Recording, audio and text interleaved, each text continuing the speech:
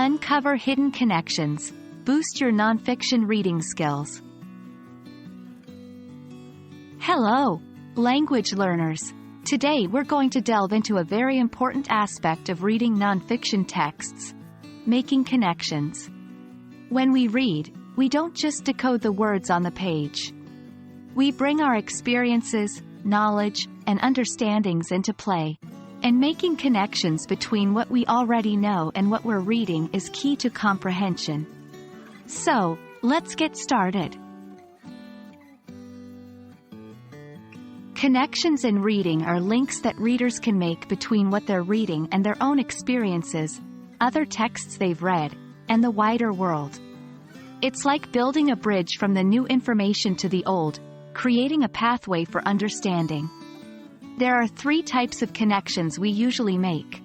Text to self, connections between the text and the reader's personal experience.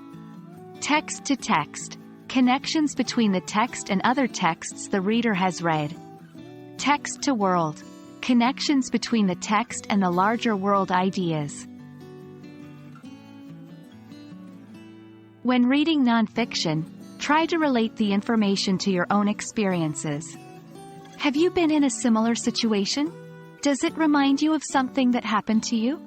Text-to-self connections can make the text more meaningful and memorable. For example, if you're reading an article about climate change and it discusses the rise in global temperatures, you might connect this to a heat wave you experienced recently. Text-to-text connections happen when you relate what you are reading to something else you've read, like another book, article, or even a movie.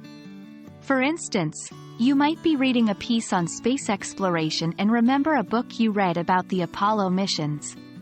These connections can help you understand the material deeper and recall information more easily. Finally, there are text-to-world connections.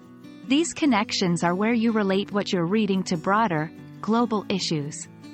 Say, for example, you are reading about the global water crisis. You might link this to what you've seen in the news about droughts in different parts of the world. This type of connection gives you a larger perspective and helps you see the relevance of what you're reading. And that's all about making connections when reading nonfiction. Remember, the more connections you make, the more pathways you build in your brain, making the content easier to understand and remember.